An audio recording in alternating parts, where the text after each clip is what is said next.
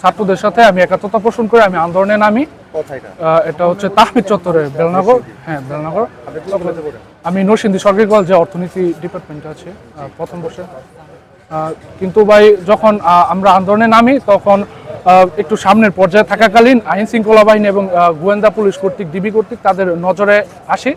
পরবর্তীতে যখন দ্বিতীয় দিন আমি আন্দোলনে আসি তখন আন্দোলন শেষ করার পর্যায়ে যখন আমি বাসায় চলে যাব এরকম সময় আমি ডিবি কর্তৃক গ্রেফতার হই। তখন আমাকে তারা কাশিমপুর কারাগারে হাই সিকিউরিটির মধ্যে স্থানান্তর করে এবং আমার দাড়ি টুপি থাকার কারণে তারা শিবির সন্দেহে আমাকে 1 নম্বর নরসিংদী জেলার প্রধান আসামি করা হয়। এবং পরবর্তীতে যখন আমরা জেল থেকে ফিরে আসি আন্দোলনেরও কিছুদিন পর, মানে একটা দীর্ঘ বিরতি বলতে 5 দিন পর, 3 দিন পর আমরা ফিরে আসি যখন দেশ দ্বিতীয়বারের মতো স্বাধীন হয় তখন। কিন্তু আমরা এই পর আমরা 6 বার হাজিরা দিয়েছি, আমি এবং আমার বন্ধুরা। কিন্তু আমাদের এই মামলা ব্যাপারে কোনো সুরাহা করা হচ্ছে না। আমাদেরকে বারংবার হাজিরা দিতেই হচ্ছে, আমাদেরকে তাদের কোর্টের মধ্যে যেতে হয়। আমরা জানি একটা বিষয় যে হাজিরা কারা দেয়, যারা অপরাধী, যারা আসামি, তারা হাজিরা দেয়। কিন্তু আমরা কি দেশের আন্দোলনে নেমে ছাত্র সমাজের বিপ্লবে অংশগ্রহণ করে আমরা কি অপরাধী? আমি একটা আইন শৃঙ্খলা বাহিনী প্রশাসনের কাছে আমার প্রশ্ন রয়ে গেল যে আমরা কি তাহলে অপরাধী? কেন আমাদেরকে বারংবার হাজিরা দিতে হচ্ছে প্রশাসনের কাছে?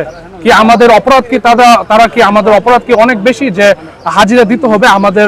তার হাজিরা মানে কি যে আমি এই বিষয় থেকে বিরত আছি এটা প্রমাণ করতে? তাহলে কি আমি যে আন্দোলন থেকে বিরত আছি এর জন্য কি তাদেরকে প্রমাণ করতে হবে? যদি এটা প্রমাণ করতেই হয় দেশের প্রয়োজনে, দেশকে ভালোবাসার জন্য বারংবার রণক্ষেত্রে, কুরুক্ষেত্রে আমি ঝাঁপিয়ে পড়বো, আমরা ছাত্ররা ঝাঁপিয়ে পড়বো, এই উদ্বেগ ব্যক্ত করি। এবং আমি প্রশাসনের কাছে জোর দাবি জানাচ্ছি যে আমাদের যে মামলা, আমি সহ আমাদের 13 জনের বিরুদ্ধে যে মামলা আপনারা উঠিয়ে নিন, না হলে আমরা হয়তো পরবর্তীতে আরো হয়তো ভিন্ন কর্মসূচি আমরা পালন করব। আগস্টের 5 তারিখে দেশ স্বাধীন হওয়ার পরে এখন আজকে পর্যন্ত হচ্ছে নভেম্বরের 20 তারিখ আছে। এখনো পর্যন্ত পূর্বের যে মামলাগুলো দেওয়া হয়েছিল জুলাই তারিখে, ওই সময়কার বৈষম্যবিরোধী ছাত্রদের যে মামলা দেওয়া হয়েছিল এই মামলাগুলোকে এখনো তোলা হয় নাই। আমরা বিভিন্ন জনে যখন আমরা থানায় যাই তখন তারা বলে যে আপনারা মানে ডিবি অফিসে যোগাযোগ করেন। ডিবি অফিসে গেলে বলে এসবের সাথে শিখতো না, তুমি কোর্টে যোগাযোগ করো। আমরা যখন কোর্টে হাজিরা দিতে যাই পুলিশ আমাদেরকে বলে তোমাদের হাজিরা দেওয়া হয়ে গেছে, ওটু দেওয়া হয়েছে, তোমরা চলে যাও। কিন্তু পরবর্তীতে দেখি আমাদের হাজিরা অ্যাবসেন্ট।